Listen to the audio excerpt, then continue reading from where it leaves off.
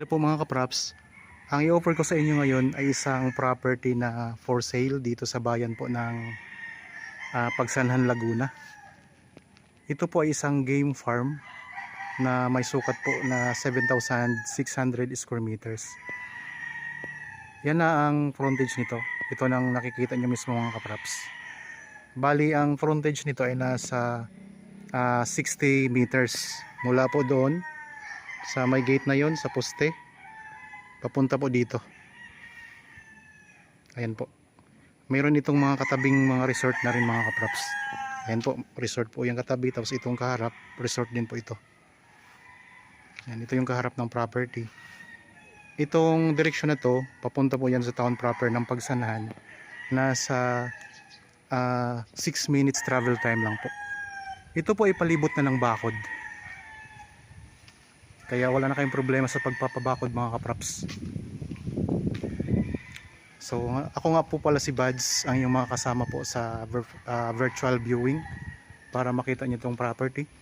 Habang kayo po ay nagpapahinga at nagre-relax dyan sa inyong bahay, sa inyong tahanan, samahan niyo po ako sa pag-iikot ng property na to. Ito yung bakod niyo mga kaprops. Mataas po, tapos mayroon na ring barbed wire sa taas na ng bakod na semento. So dito tanaw na natin yung mga puno ng mangga. Tapos may mountain views tayong makikita doon sa may bandang likuran mga kaprops. Ayun, wala nang problema, pasok na pasok po yung sasakyan dito sa loob ng property. May linya na ng kuryente at saka may source na rin ng tubig. Meron itong malawak na gate mga kaprops. Ayan. Tapos meron ding para sa daang tao na gate. Tara, pasok tayo.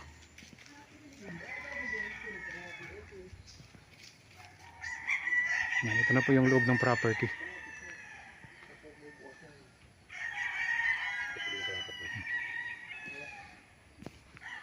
Ang lupa ay may mga tanim na rin na Carabao grass. So ngayon mga kaprops, maraming mga manok kasi ito ay isang game farm.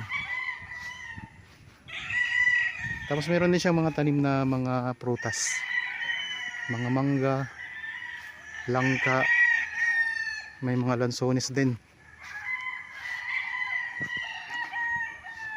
Maliban po sa manok, kasama na po dito ang mga makikita nyo sa loob ng property mga kaprops. So ulitin ko lang po, hindi po kasama ang manok. Okay, ikot ko lang po ang camera ha. Palibot na po ito ng bakod mga kaprops.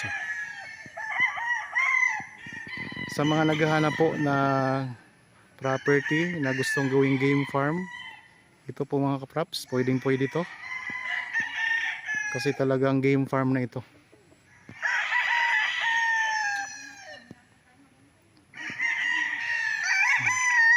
Paikot ng camera na inikot ko na para makita nyo po.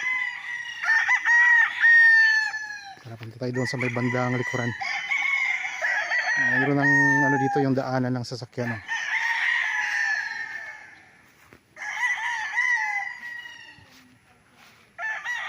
Mga nasa 6 to 7 minutes travel time, nasa bayan na tayo ng Pagsanhan mga kaprops.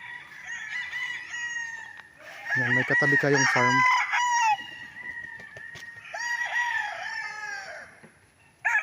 So nakabakod na po palibot ng property. Dito may mga puno ng niyog. Tapos may mga tanim din ng mga maliliit pang puno ng mangga. Mayroong kamyas. Tapos mayroon tayong mga mountain view sa likurang bahagi ng mga matatanaw.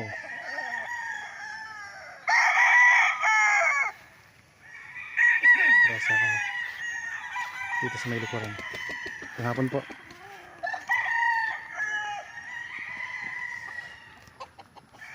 Ang presyo po nito ay makikita nyo o mababasa nyo sa description box at sa title nitong video. Kung may mga tanong po kayo na wala dyan sa description box o sa description, pwede nyo kaming kontakin sa mga contact details na nandyan sa inyong mga screen mga kaprops.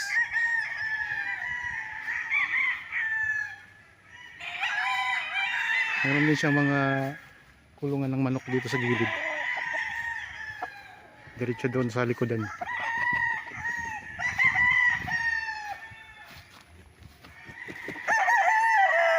Yan, kasama po ito sa property, kasama po ito sa bentahan.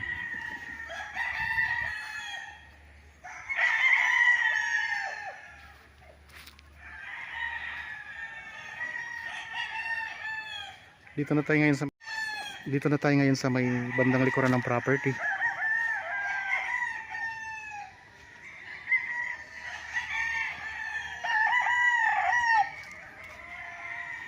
Ito yung mga inahin, mga pinapalahian mga kapraps ng panabong ng mga manok dito.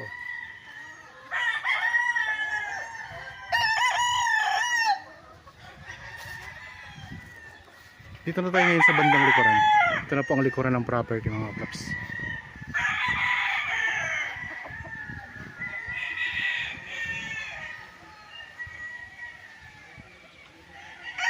May bahay din po ng caretaker dito.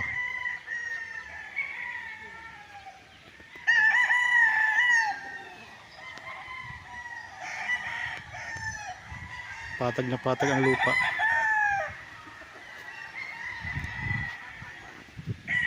Ikot tayo mga kapraps. Marami pa silang mga manok dito.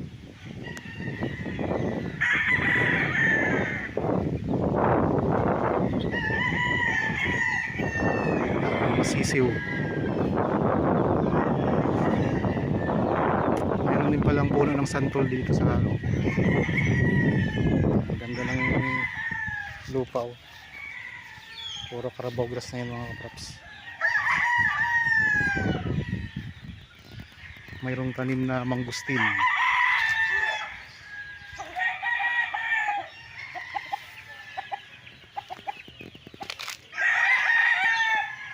Yan, may puno ng mangustin.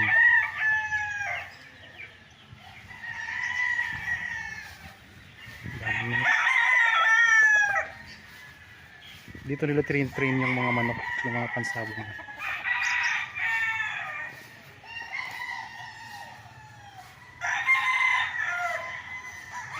Mayroon ding mangustin pa dito, dalawang puno ng mangustin mga kapraps.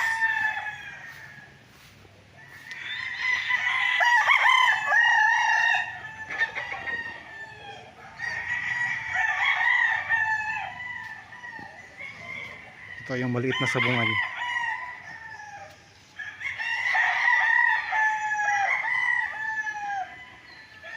Para makondisyon ang manok, dito nila tinitrain.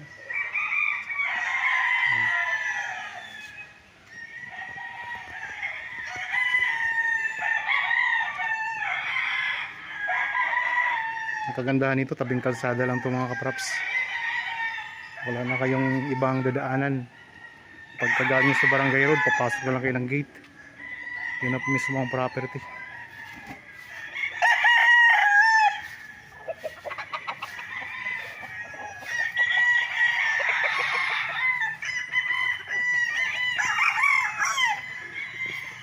Ganda ng mga manok, oh.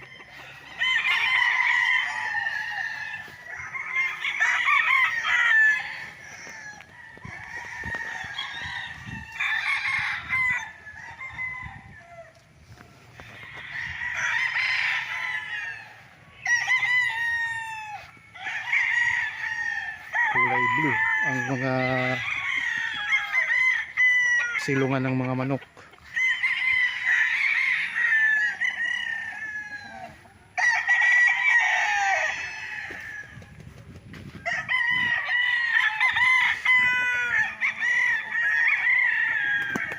Yung mga kapraps, ulitin ko lang ha, hindi nyo ako masyadong marinig. Ang property na ito ay isang game farm na matatagpuan po sa bayan ng Pagsanhan, Laguna. Ang buong sukat po nito ay 7,600 square meters. Ang gandang property. Palibot na ng bakod, wala na kayong gagastusin sa bakod. May linya na ng kuryente at saka tubig. Tabing kalsada. Meron na pong mga bahay dito na tinitirhan ng caretaker. Tapos meron pong yung dyan po tinitrain yung mga manok bago ilaban. So kasama na po yan sa pagbenta nitong property. May ano na, may ayun ang bakod ang mataas na ang bakod mga kaprops. Dito sa harapan ng property, ang bakod niya ay mayroon pang barbed wire sa taas. Tapos mayroon din mga tanim na mga punong kahoy, mga prutas. Mangga, lansones, mga puno ng niyog, mayroong mangustin at iba pa.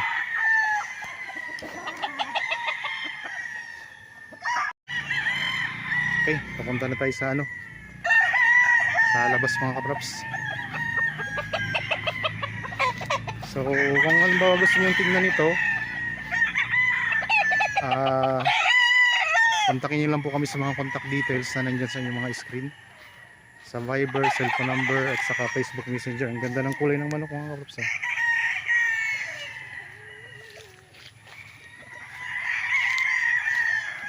Balik na tayo dito sa gate.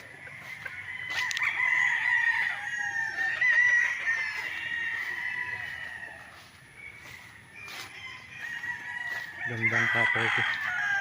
Pwede rin ninyong tayuan to ng rest house dito sa loob.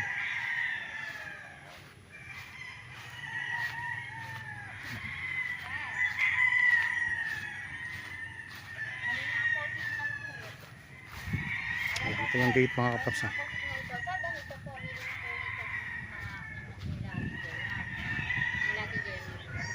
Dito na tayo sa Barangay Road. Ayan mga kapaps, balik na tayo ulit dito. Ito yung papunta sa town proper ng Pagsanhan.